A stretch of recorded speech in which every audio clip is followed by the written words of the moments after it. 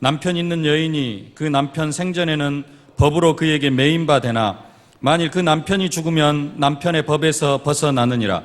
그러므로 만일 그 남편 생전에 다른 남자에게 가면 음녀라. 그러나 만일 남편이 죽으면 그 법에서 자유롭게 되나니 다른 남자에게 갈지라도 음녀가 되지 아니하느니라.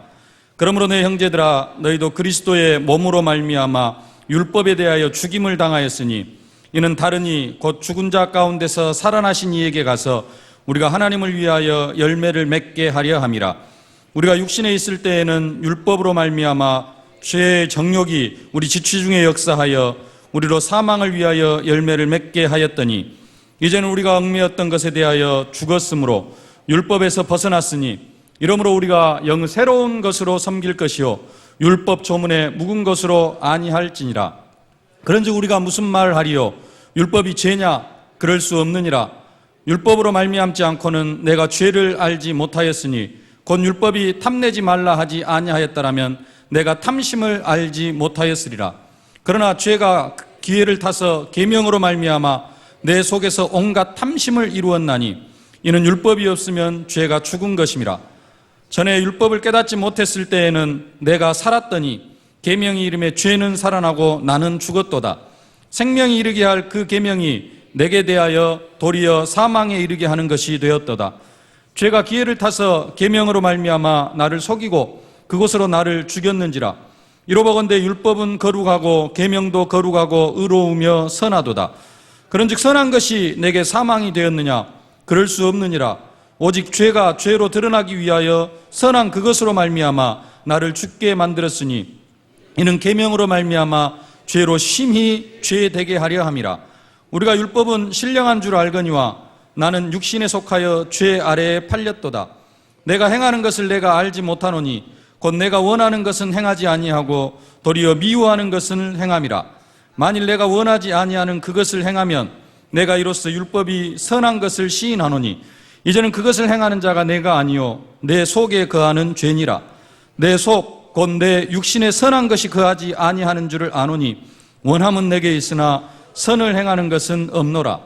내가 원하는 바 선은 행하지 아니하고 도리어 원하지 아니하는 바 악을 행하는도다. 만일 내가 원하지 아니하는 그것을 하면 이를 행하는 자는 내가 아니요 내 속에 거하는 죄니라. 그러므로 내가 한 법을 깨달았노니 곧 선을 행하기 원하는 나에게 악이 함께 있는 것이로다. 내 속사람으로는 하나님의 법을 즐거워하되 내 지체 속에서 한 다른 법이 내 마음의 법과 싸워 내 지체 속에 있는 죄의 법으로 나를 사로잡는 것을 보는도다. 오호라, 나는 공고한 사람이로다. 이 사망의 몸에서 누가 나를 건져내랴? 우리 주 예수 그리스도로 말미암아 하나님께 감사하리로다. 그런즉 내 자신이 마음으로는 하나님의 법을 육신으로는 죄의 법을 섬기노라. 아멘. 거룩함에 이르러가는 성도의 현실입니다. 하나님은 죄의 종으로 사망의 길을 가고 있는 우리들을 순종의 종으로 의의 길을 가는 사람으로 이렇게 축복해 주셨습니다. 죄의 종으로 사망의 길을 가고 있는 우리들을 죄로부터 완전하게 해방시켜 주셨다라는 것입니다. 그리고 우리에게 거룩함에 이르러가는 열매를 허락하셨습니다. 거룩함에 이르는 열매를 이미 맺으면서 우리가 살아가고 있다, 그렇게 지난주에 말씀을 받았습니다. 우리는 정말로 지금 어떤 삶을 살아가고 있느냐? 거룩함에 이르러 가고 있고 또 앞으로도 계속해서 거룩함에 이르러 가야 될 줄로 믿습니다. 이게 우리의 사명입니다. 거룩함에 이르는 열매를 맺었다 그러는데요, 우리가 이루어가야 될 최고의 그 거룩함의 열매는 다른 게 아니라 전도의 열매고 제자의 열매일 줄로 믿습니다. 정말로 이 거룩함의 열매를 맺어가실 수 있기를 바랍니다. 그러면서 어느 정도 거룩함에 이르러 가야 되는가? 그리스도의 장성한 분량이 충만한 데까지 우리가 정말로 그리스도에게까지 자라가야 될 줄로 믿습니다. 이를 위하여서 사도 바울이 지난주에 말씀했습니다. 너희는 죄가 너희 몸을 지배하지 못하게 하여 몸의 사역에 순종하지 말고 또한 너희 지체를 불의의 무기로 죄에게 내주지 말고 오직 너희 자신을 죽은 자 가운데 살아난 자 같이 하여 하나님께 드리며 너희 지체를 의의 무기로 하나님께 드리라, 이렇게 부탁을 합니다. 그러면서 이야기하죠. 그런즉 어찌하리요? 우리가 법 아래에 있지 아니하고 은혜 아래에 있으니 죄를 지으리요?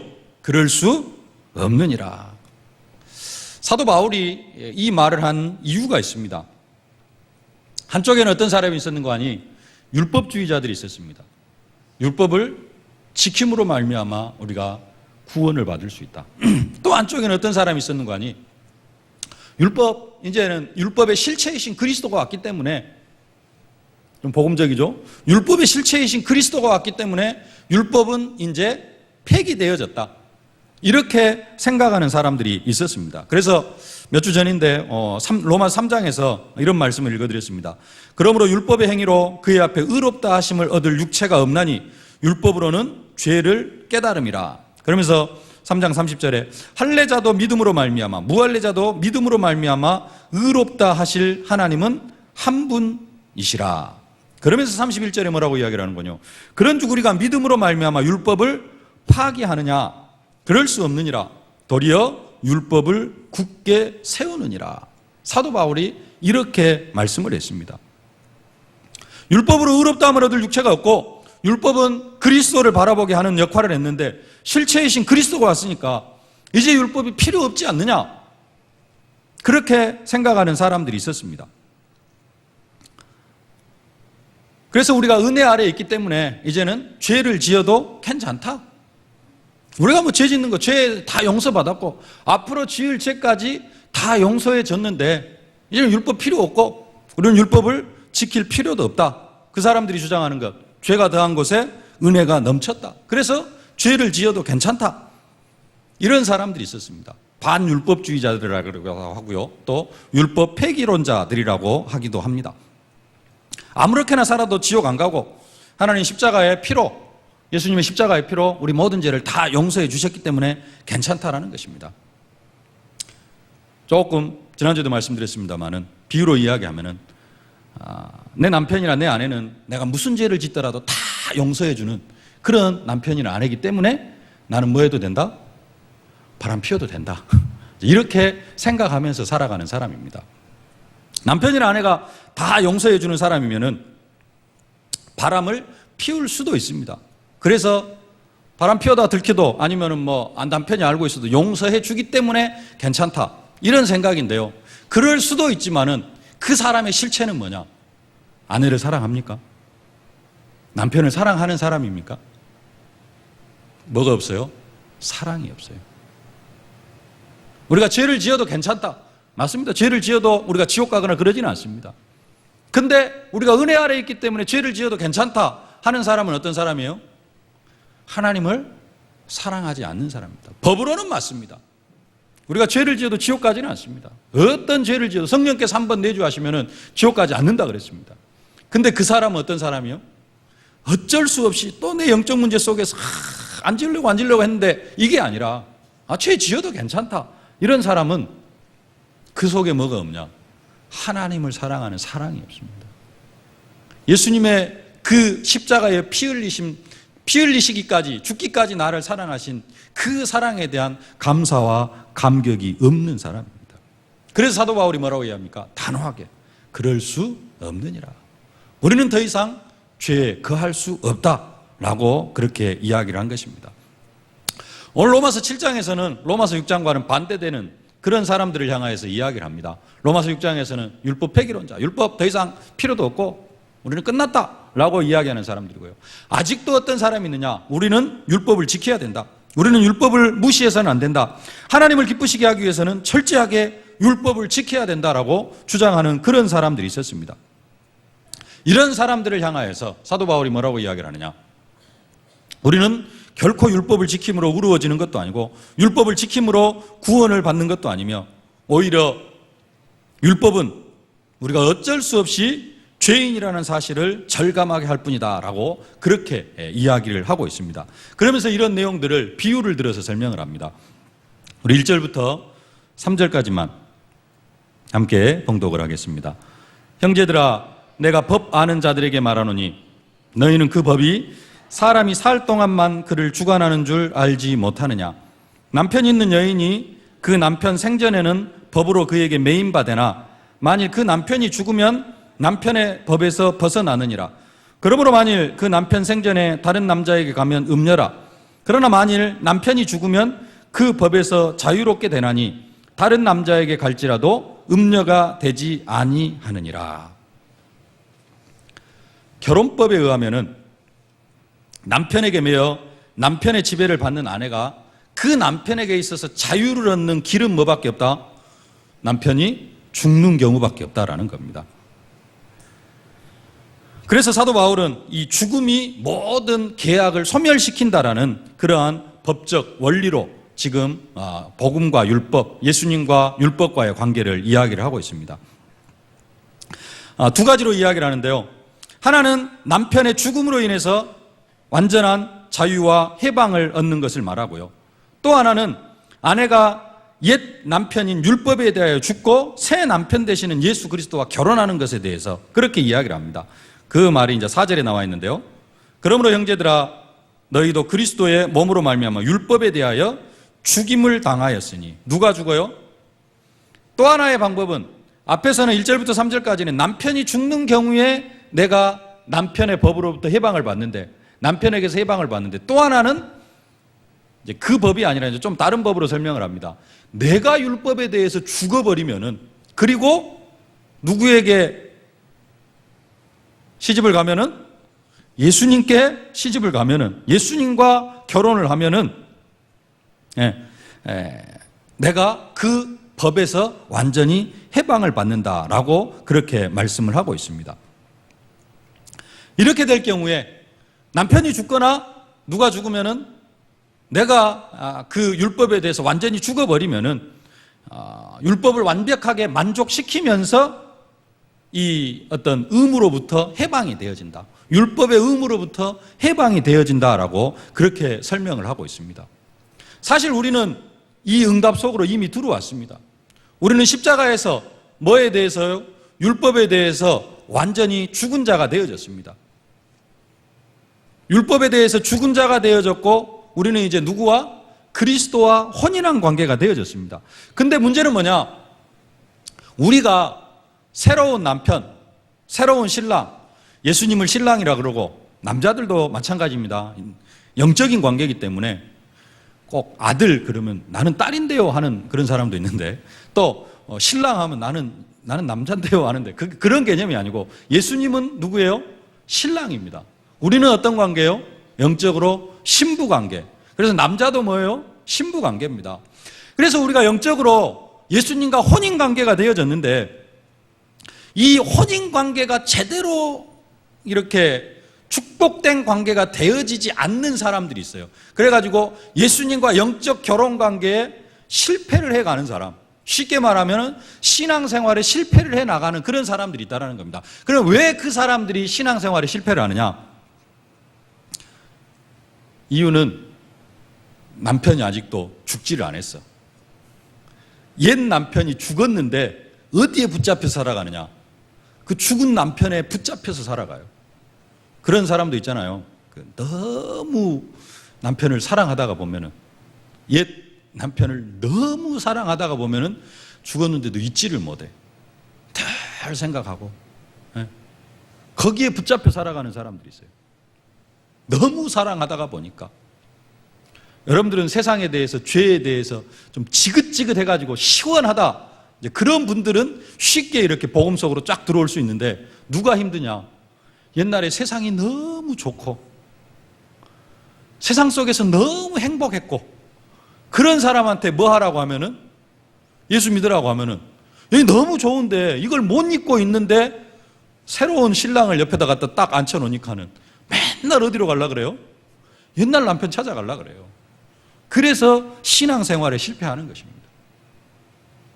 그것은 또 무슨 말이냐? 내가 무엇에 대해서, 옛 남편에 대해서 죽지를 못했어. 맨날 살아있어. 맨날 그 생각만 해.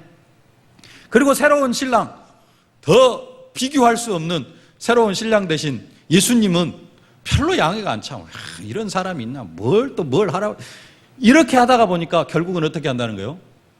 우리가 새 결혼 관계에서 실패를 한다는 겁니다. 어떻게 되어져야 돼요? 남편도 죽고, 옛 남편, 율법에 대해서도 죽고, 거기에 대해서 나도 죽고, 이것이 되어져야 된다는 것입니다. 그래서 사도 바울이 확실하게 설명을 합니다. 네 옛 남편은 죽었다. 옛 남편에 대해서 너도 죽었다. 너는 이제 완전한 자유다. 무슨 말입니까? 옛날의 결혼관계, 그것이 완전히 파기되어졌다. 세상과 버타여 살던 그런 관계가 이미 우리에게 있어서는 끝났다. 그리고 세상을 즐거워하던 내 자신도 이미 십자가에 함께 죽어버렸다. 그래서 우리는 어떤 상태다? 율법에서 완전히 벗어난 그런 사람이 되어졌다는 것입니다. 우리는 새 남편 되시는 그리스도와 결혼을 했습니다. 지난주 로마서 6장에서는 뭘로 이야기를 했냐면요, 종으로 비유를 했습니다. 우리가 본래는 죄의 종이었는데 죄로부터 해방되어져서 우리가 의에게 종이 되었다, 그렇게 이야기를 하는데요, 오늘 본문에서는 한 단계 더 깊게 이야기를 합니다. 어떤 관계로 이야기를 하느냐? 예수님과 우리가 어떻게 해요? 혼인관계 속으로 들어갔다라고 그렇게 말씀을 합니다.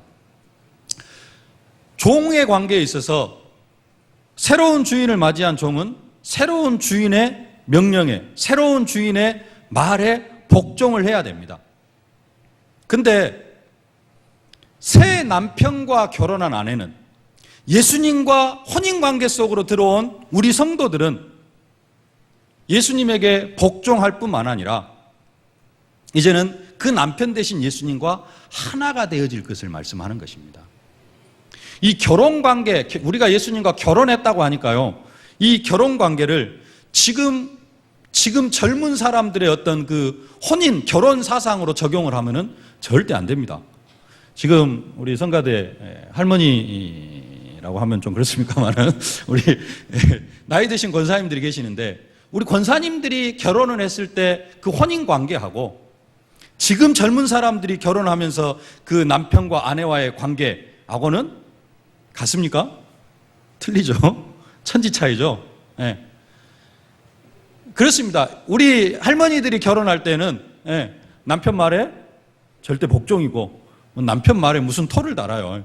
근데 지금은 어떤 관계입니까? 결혼 관계가 동등 관계예요. 설거지 절반을 해줘야 되고 다 해줘야 되고, 그것은 지금 우리 현실의 문제입니다. 그러나 성경은 그렇게 이야기를 하진 않습니다. 성경은 뭐라고 이야기를 합니까?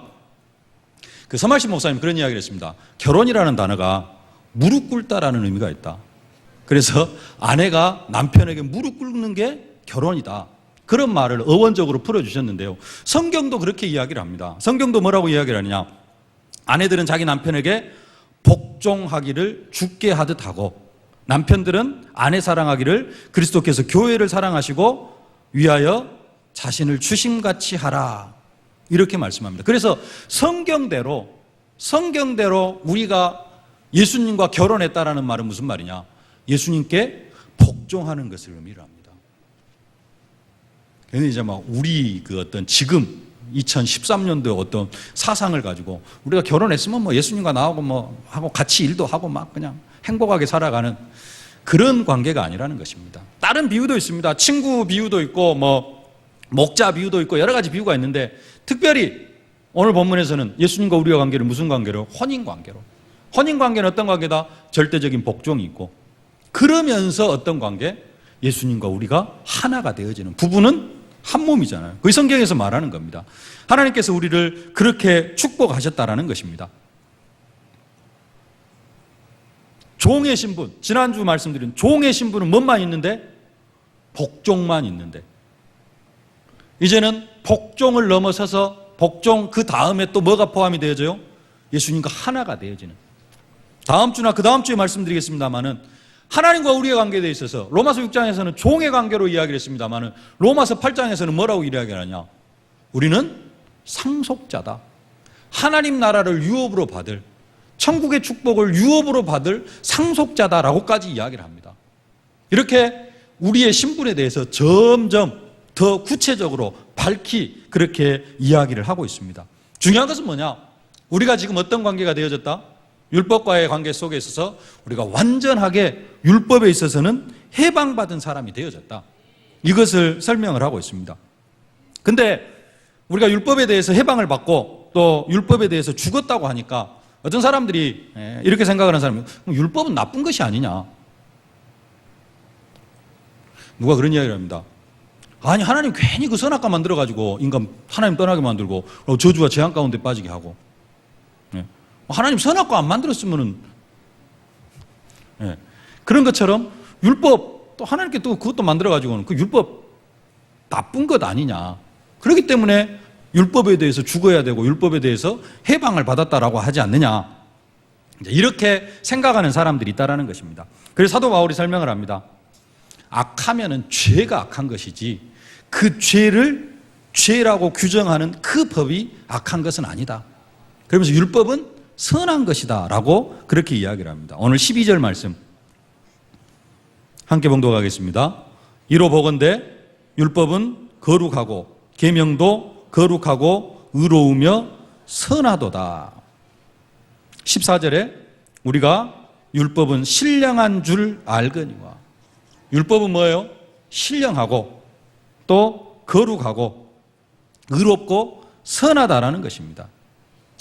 율법에 대해서 몇 가지 기능이 있습니다. 원래 율법의 기능은 뭐냐? 하나님을 사랑하도록 하는 것입니다. 그렇죠? 원래 율법을 어떻게 하나님을 사랑하고 어떻게 우리가 이웃을 사랑할 것인가? 그것을 규정해 놓은 법이 율법입니다. 그렇죠? 예수님께서도 말씀합니다. 십계명에 대해서 누가 그렇게 이야기를 하죠? 서기관 중 한 사람이 저희의 변론하는 것을 듣고 예수께서 대답 잘 하실 줄 알고 나와 묻되 모든 계명 중에 첫째가 무엇이니까? 예수께서 대답하여 첫째는 이것이니 이스라엘아 들으라. 주 곧 우리 하나님은 유일하신 주시라. 네 마음을 다하고 목숨을 다하고 뜻을 다하고 힘을 다하여 주 너의 하나님을 사랑하라 하신 것이요. 둘째는 이것이니 내 이웃을 내 몸과 같이 사랑하라 하신 것이라. 이에서 더 큰 계명이 없느니라. 예수님께서 십계명을 뭐라고 딱 결론 내려주시느냐? 1계명도 4계명까지 하나님을 사랑하는 것이다. 어떻게 하나님을 사랑하느냐? 안식일을 기하여 거룩히 지키고 여호와 이름 망령되이 걸지 말고 다른 우상 숭배하지 말고 우상 만들지 말고 다른 신 섬기지 말고 뭐 해라? 오직 하나님만 섬기라. 그 하나님을 사랑하는 방법을 말씀해 주고 있습니다. 그 다음에 5계명부터 10계명까지는 어떻게 사람을 사랑할 것인가? 가장 근본이 뭐다? 하나님을 사랑하고 거짓말하지 말고 도둑질하지 말고 살인하지 말고 간음하지 말고 내 이웃을 탐내지 말고 이렇게 하나님을 사랑하고 이웃을 사랑하는 구체적인 방법으로 하나님께서 율법을 허락해 주셨습니다. 그래서 이것을 요약하면은 하나님 사랑, 이웃 사랑입니다. 그래서 하나님을 정말로 사랑하고 이웃을 정말로 사랑하고 살아가면은 율법의 기능에서는 더 이상 율법의 기능이 필요가 없습니다. 근데 꼭 이 세상에 뭐가 있어요? 사단이 있어가지고는 뭐 하게 만듭니까? 또 죄를 짓게 만들어요. 하나님 떠나게 만듭니다. 그래가지고 부모를 거역하게 만들고 도둑질하게 만들고 간음하게 만들고 살인하게 만들고 우상숭배하게 만들고 이렇게 하는 사람들이 이제 그 율법을 하나님을 사랑하는 방법으로 허락해 주셨는데 이제 율법을 떠난 사람들이 있어요. 이 사람들에게는 율법이 어떤 기능을 작용하느냐? 너는 이러한 죄인이다. 이게 하나님을 사랑하는 방법인데 이 하나님을 사랑하는 방법에서 네가 떠났다. 그래서 네가 지금 이러한 죄 속에 거하게 되어졌다. 그래가지고 죄를 죄로 규정해주는 그러한 의미가 있습니다. 정말로 하나님 사랑하고 정말로 이웃을 사랑하면서 살아가는 사람들에게는 다른 게 필요 있어요, 없어요? 다른 기능이 필요가 없습니다. 그냥 그 속에서 행복합니다. 근데 거기서 떠나가는 사람들이 있어요. 그 사람들에게는 죄를 죄로 규정해주는, 드러내는 그런 기능을 합니다. 요즘에 그 신문에 보면은, 기사에 보면 그런 사람들이 종종 나오잖아요. 엄청난 죄를 짓고도 그게 그냥 떳떳해요. 내가 뭘 잘못했는데. 이런 사람들이 있잖아요. 그 사람들은 뭐냐면은 자기가 죄를 지었는데도 그게 죄인지를 죄로 인정을 안 하는 거예요. 그런 사람들이 죄가 없으면 그런 사람들이 온천지가 되어진다는 거예요. 그래서 그런 사람들을 죄인으로 규정해주는 그런 역할이 있고요. 그러면서 또 악을 억제해주는 그런 기능을 하기도 합니다. 디모데전서 1장에 이렇게 이야기합니다. 그러나 사람이 율법을 법 있게 쓰면 율법은 선한 것인 줄 우리가 아노라. 알 것은 이것이니 법은 옳은 사람을 위하여 세운 것이 아니요 오직 불법한 자와 복종치 아니하는 자며 경건치 아니한 자와 죄인이며 거룩하지 아니한 자와 망령된 자며 아비를 치는 자와 어미를 치는 자며 살인하는 자며 음행하는 자며 남색하는 자며 사람을 탈취하는 자며 거짓말하는 자며 거짓 맹세하는 자와 기타 바른 교훈을 거스르는 자를 위함이니. 원래 율법은 선한 건데 그런 사람들에게 또 더 이상 그 속에 빠져들지 못하도록 하는 그러한 기능도 있다라고 그렇게 설명을 하고 있습니다. 이런 목적들을 가지고 하나님께서 우리에게 율법을 주셨습니다. 근데 구약 시대에는 이 율법을 제대로 지키지 않으면은 구약 시대에는 바로 하나님의 벌이 임하기도 합니다. 또 율법을 잘 지키면은 하나님께서 축복하시기도 합니다. 근데 문제는 뭐냐? 어디에서 문제가 생겨나냐면은 이 율법을 너무 잘 지키려고 하는 그런 사람들 때문에 문제가 생겨납니다. 대표적인 사람들이 바리새인들입니다. 예를 들어서 출애굽기 23장 19절에 이렇게 설명을 합니다. 염소 새끼를 그 어미의 젖으로 삼지 말라. 이런 말씀이 있습니다. 성경 말씀에. 저도 책을 보고 알았는데요. 이 말씀을 제대로 지키기 위해서 지금도 이스라엘에는 싱크대가 2개. 왜요? 고기 육류하고 우유 이런 유제품을 함께 조리를 안 하려고. 함께 젖으로, 어미의 젖으로 삶지 말라 그랬잖아요. 이 법을 너무 잘 지키려고 지금도 이스라엘은 싱크대가 2개라고 합니다. 따로따로 조리를 한대요.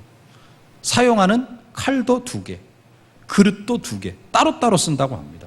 그 정도로까지 율법을 지키려고 한다고 합니다. 여러분들이 잘 아는, 잘 알기보다는 자주 읽는데 그냥 흘러 지나가는 말씀이 한 구절 있습니다. 사도행전 1장인데요. 사도행전 1장 12절에 이런 말씀이 있습니다. 제자들이 감람원이라는 산으로부터 예루살렘에 돌아오니 이 산은 예루살렘에서 가까워 안식일에 가기 알맞은 길이라. 이것은 율법이라기보다는 하나의 그냥 그 이스라엘 백성들이 지키는 그 습관, 율법에 입각한 습관들입니다. 뭐냐면은 제4계명에 안식일을 기억하여 거룩히 지키라 그랬습니다. 안식일을 기억하여 거룩하게 지키는 방법이 뭐냐? 구약 성경에는 안식일에 산에 나무하러 갔다가 안식일을 어겼다고 일했다고 돌 맞아 죽은 사람이 있잖아요. 돌로 쳐 죽인 그런 사건이 있습니다. 그러면 어디까지가 일이고 어디까지가 안식일을 제대로 지키는 것이냐? 이게 불분명합니다. 그래가지고 안식일에 하지 말아야 될 것 한 70가지 막 이런 걸 쭉 적어놨습니다. 마태복음 10장에 가보면은 당신들의 예수님 그 요한의 제자들이 예수님 제자들이 이 밀을 비벼가지고 그걸 먹는 걸 보고는 뭐라고 그러느냐? 타작했다, 탈곡했다라고 표현을 해가지고는 당신의 제자들은 안식일에 하지 못할 것을 했습니다라고 예수님의 제자들을 책망하는 경우가 나옵니다. 율법이 아니라 하나의 그들의 법을 가지고 그 습관을 가지고 안식일에는 탈곡하면 안 되는데 그 일을 했다라고 하면서 제자들을 뭐라고 하는 것입니다. 그 중에 하나가 뭐냐면은 안식일에 얼마 이상 걸어가면 안 되는 법이 있습니다. 그것이 안식일을 기억하여 거룩히 지키는 거예요. 그 구체적으로 거리는 얼마인가 모르겠는데 예를 들어서 법에 안식일에 3km 이상 걸어가면 안 된다. 그러면은 3km 이상 걸어가면 안 됩니다. 3km 이상 걸을 일이 있으면 어떻게 되느냐? 또 그것에도 또 빠져나오는 법을 만들어 놨어요. 뭐냐? 3km 딱 걸어가고 얼마 동안 쉽니다. 10분이면 10분, 20분이면 20분 쉬어요. 그리고 나서 다시 걷습니다. 그 내용도 성경에 있어요. 예수님 잡아 죽이려고 막 쫓아갑니다. 근데 갑자기 사람들이 무리가 딱 멈춰서요. 왜 멈춰서느냐? 안식일에 갈 길을 다 갔어. 더 이상 가면은 안식일을 어기는 것이요. 그러니까는 이 사람들이 움직이지를 못해. 그러니까 예수님께서 그 사이로 그냥 지나가십니다. 막 1분 전까지 예수님 잡으려고 쫓아가던 사람들이 딱 멈춰서요. 그 사이로 지나가요. 그 정도로 율법을 지키는 사람들이 있었습니다. 근데 무슨 이야기냐? 무슨 이야기를 하려고 하느냐? 사도 바울이 또 이런 사람들을 향해서 이렇게 이야기를 합니다. 그런즉 선줄로 생각하는 자는 넘어질까 조심하라. 그들 안에 어떤 사람들이 있어요? 나는 정말로 잘하고 있다라고 생각하는 사람들이 있다는 것입니다. 그런 사람들은 뭐 할 것을 생각해라? 넘어질 것을 생각해라. 교만한 사람들이 생겨나기를 시작한다는 것입니다. 나는 하나님 앞에 율법을 잘 지키고 서고 내가 율법을 못 지키면 내가 죄인으로 내가 죄를 지었구나 라고 생각해야 되는데 이게 이제 한 단계를 넘어서는 겁니다. 그래가지고 뭐 하는 사람들이 생겨나요? 나는 잘 지키는데 왜 니는 못 지키냐? 그래가지고 남을 정죄하는 사람들이 생겨나기 시작을 한 것입니다. 율법의 기능이 뭐예요? 중요한 것은 자신의 죄를 깨닫는 데에도 이 율법은 자신의 죄를 깨달으면 내가 뭘로 서야 돼요? 하나님 앞에 죄인으로 서야 됩니다. 그래서 내가 하나님 앞에 내 자신만 생각해도 부끄럽게 한이 없어. 근데 어떤 사람들이 생겨나요? 나름대로 율법을 잘 지키는 사람. 사도 바울이 그런 사람이었잖아요, 과거에. 나는 율법으로는 흠이 없는 자다. 구약의 율법적으로는 자기 자신은 흠이 없대요. 그러니까 그 정도로 철저하게 율법을 지킨 사람이었습니다. 이런 사람들에게 뭐가 생겨나요? 저 율법도 못 지키는 것들. 해가지고는 뭐가 생겨나기 시작을 합니까? 정죄가 시작되어진다는 것입니다. 그것에서 의해서 이제는 뭐가 생겨나는 거예요? 율법주의가 생겨납니다. 그래가지고는 율법을 잘 지켜야 된다. 잘 지켜야 된다. 나처럼 지켜라. 너희들은 왜 율법도 못 지키느냐? 그러면서 뭐가 생겨난 거예요? 율법주의가 생겨났다는 겁니다. 그래가지고 율법을 잘 지켜야지 구원을 받을 수 있다라는 그러한 사상들이 생겨난 겁니다. 이게 뭐예요? 율법주의. 근데 유 목사님은 율법주의가 뭐냐? 맞다 틀리다 막 이제 이런 거 이야기하는 사람이 율법주의자라고 이야기를 하는데 그 율법주의이긴 한데요. 조금 다른 관점에서 우리가 좀 생각을 해봐야 될 게 있습니다. 어느 목사님이 이런 이야기를 했습니다. 자기 교회 여집사님 중에 정말로 교회를 열심히 섬기는 그런 분이 계셨대요. 그 여집사님 별명을 뭘로 지어드렸냐면은 그 장학생이라고 그렇게 그 여집사님 별명을 지어주었다고 합니다. 그 정도로 이렇게 교회 헌신도 잘하고 철저하게 살아가는 그런 사람들이었대요. 헌신적으로 봉사하는 그런 사람들이었대요. 근데 중요한 것은 그 여집사님 얼굴에서 웃음을 찾아볼 수가 없대요.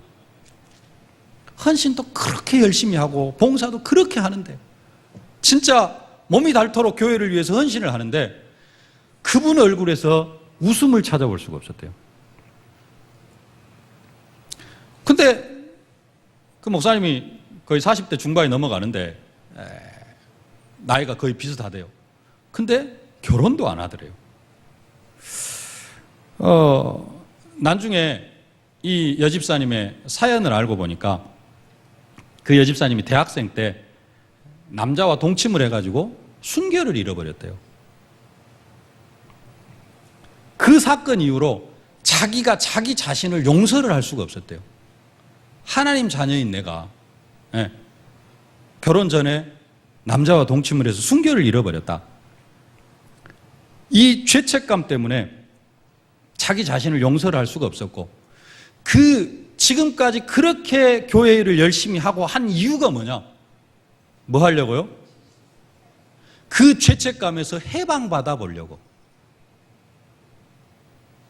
잘했어요? 잘못했어요? 그래서 그 목사님이 그 집사님께 집사님 정말 나쁜 사람이네요. 이렇게 이야기를 했다고 합니다. 그랬더니 그 집사님이 깜짝 놀라가지고 쳐다보더래요.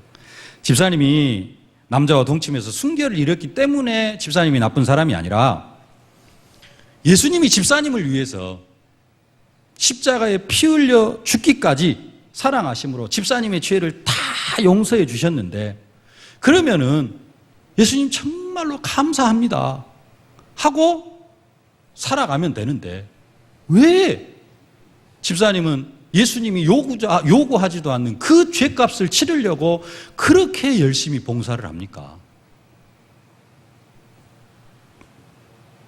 하나님은 집사님의 죄를 기억지도 않아야 하십니다. 이렇게 말씀을 드렸다고 합니다. 예수님이 십자가의 피로 깨끗하게 씻어주셨다라고 말씀하시면 뭐 하면 됩니까? 그걸 믿으면 됩니다. 그게 복음입니다. 근데 여기서 해방을 못 받아요. 그래가지고 우리가 어디로 빠져요? 죄책감으로 빠져요. 예수님은 분명히, 하나님은 분명히 예수님의 피로 나를 다 용서하시고 깨끗하게 씻어주셨다고 하는데 어디에 묶여 있어요? 죄의식에 묶여 있고, 나는 하나님이 용서하셨다고 하는데 나는 그래도 개운치가 못해. 그래가지고 뭔가를 해가지고 하나님 앞에 이 여집사님처럼 내가 헌신하고 열심히 봉사해가지고 그것으로 죄값을 지불하려고 하는 거. 그게 뭐예요? 그게 율법주의입니다. 우리는 이미 구원받았기 때문에. 여러분들은 구원받았기가 율법을 지키고 막 뭔가를 해가지고 구원받으려고 하는 그런 생각은 없을 겁니다. 그러죠? 이미 구원받았다는 확신이 있어요.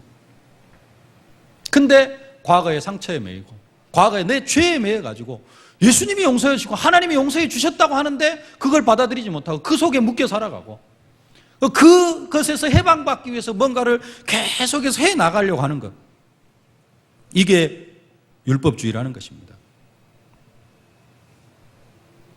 그 죄책감에서 무엇으로 해방받겠습니까? 헌금 많이 해가지고, 헌신 많이 해가지고? 절대로 그렇지 않습니다. 헌금 많이 해서 해방받으지 말고 해방받아가지고 감사하는 마음으로 헌금도 하시고 해방받아가지고 감사한 마음으로 헌신도 하시고 봉사도 하실 수 있기를 바랍니다. 그게 이제 율법주의자고요. 아까 처음에 6장 이야기를 들면서 반율법주의자, 율법 폐기론자들 이야기를 했습니다. 요즘 대학생들은, 우리 교회가 그렇다는 게 아니라 요즘 현대 대학생들은 어떤 상태냐? 그런 것은 생각도 안 해요. 그냥 하나의 문화예요. 그냥 혼전, 순결 이런 거, 그것은 그냥 하나의 문화가 되어져 있고, 그래가지고 그냥 당연한 것으로 그렇게 생각을 하면서 살아갑니다. 이것은 이제 완전히 율법 폐기론자들이 되어진 것입니다. 율법 폐기론도 아니고 율법주의도 아니고. 근데 지금은 어떤 사람들이 많느냐?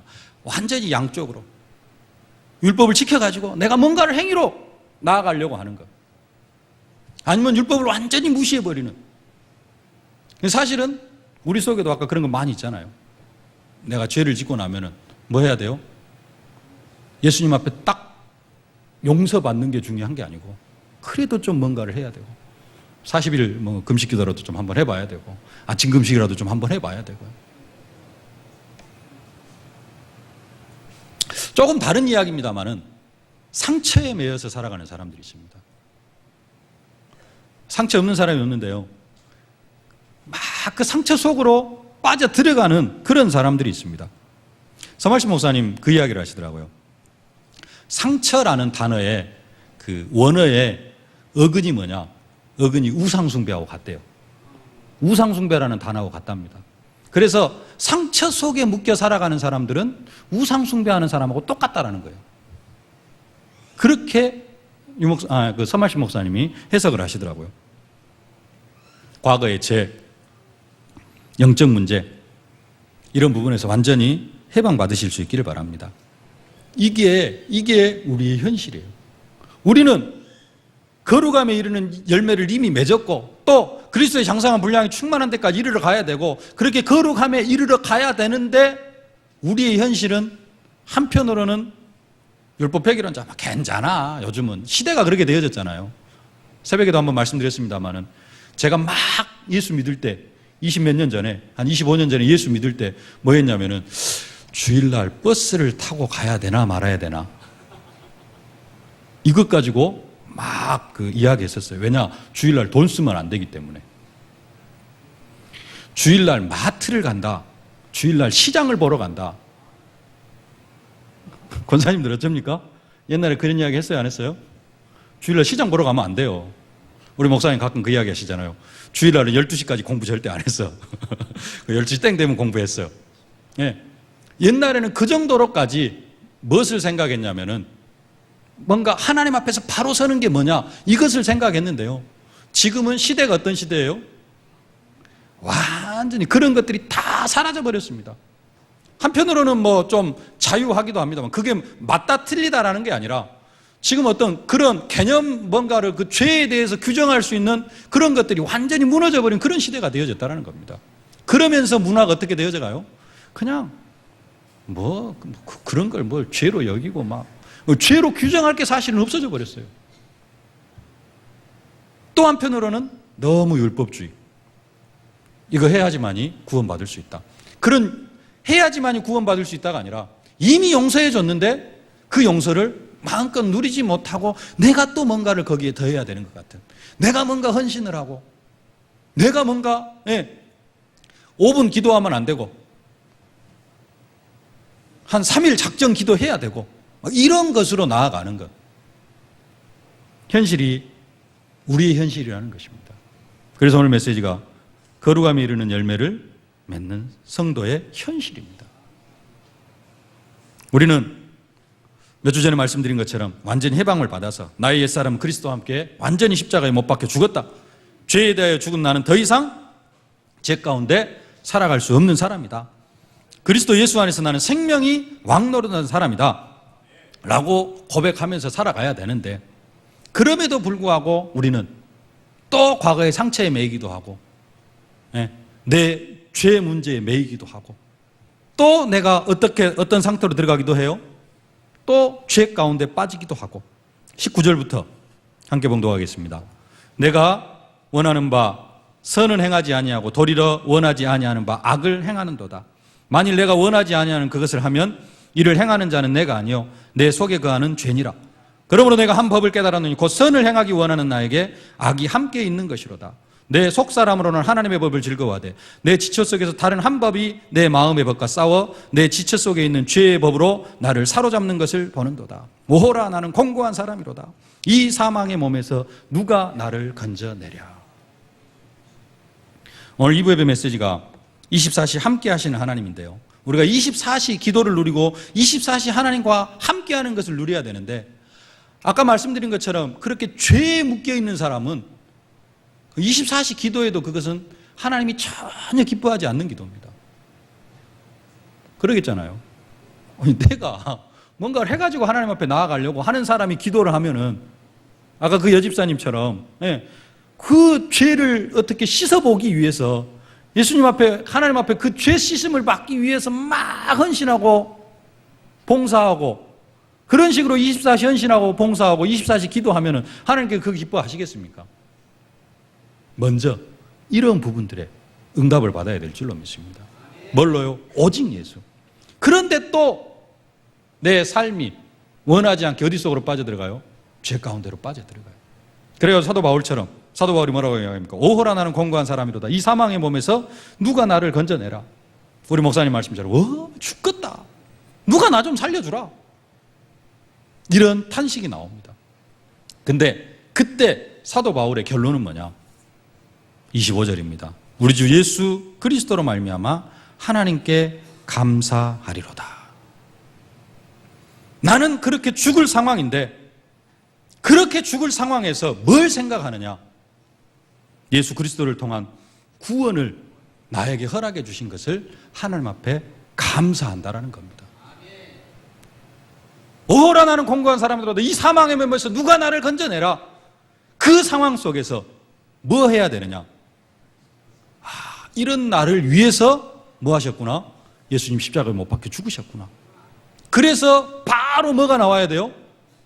하나님께 감사하는, 감사의 고백이 나와야 될 줄로 믿습니다. 사도 바울이 항상 기뻐하라, 쉬지 말고 기도하라, 범사에 감사하라고 데살로니가 교회 성도들에게 편지를 썼습니다. 그래서 사도 바울은 편지만 쓴 게 아니라 자기 자신이 그런 상황 속에 있었어요. 오호라 나는 공고한 사람, 아이고 죽겠네, 누가 나 좀 살려줘.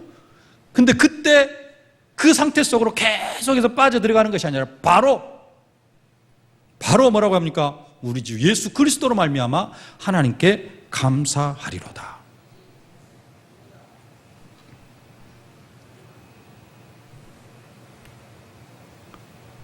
편지만 쓴 것이 아니라, 사도 바울은 편지만 쓴 것이 아니라 자기 자신이 죽을 것 같은 그런 상황 속에서 선을 행하려고 하지만 날마다 죄만 짓는 자기 자신을 보면서 그런 자신을 구원해 주신 그 사랑으로 지금도 하나님께서 나를 붙들어 주시고 계시구나, 이걸 가지고 하나님 앞에 감사했습니다. 구원받은 우리의 현실이 어려울 수도 있습니다. 또 내가 죄 가운데 빠져 들어갈 수도 있고요, 여러 가지 문제 속에 거할 수도 있습니다. 그때 뭐 하시면 되느냐? 우리 주 예수 그리스도로 말미암아 하나님께 감사하리로다. 하나님께 감사하는 그 문제와 현실 다 덮어놓고요, 그냥 다 내려놓고 어디 속으로 들어가면 됩니까? 감사하리로다. 이런 나 같은 죄인을 하나님의 자녀 삼아주신, 예수님과 혼인관계 맺어주신, 다음 주에 보겠습니다만 나를 상속자로 삼아주신 그 하나님께 감사하는 감사의 고백이 되어지면 될 줄로 믿습니다. 그 감사를 회복하는 그런 한 주간이 되어지실 수 있기를 주의 이름으로 축원합니다. 살아계신 아버지 하나님, 은혜와 사랑을 진심으로 감사를 드립니다. 거룩함에 이르러가는 우리 성도들, 많은 현실적인 어려움이 있을 수 있지만은 하나님, 그 현실의 어려움 속에 매이지 않게 하여 주시옵시고, 하나님께서 베풀어 주신 그 구원의 사랑에 정말로 감사하는 저희들 되게 하여 주옵소서. 예수님의 이름으로 기도하옵나이다. 아멘.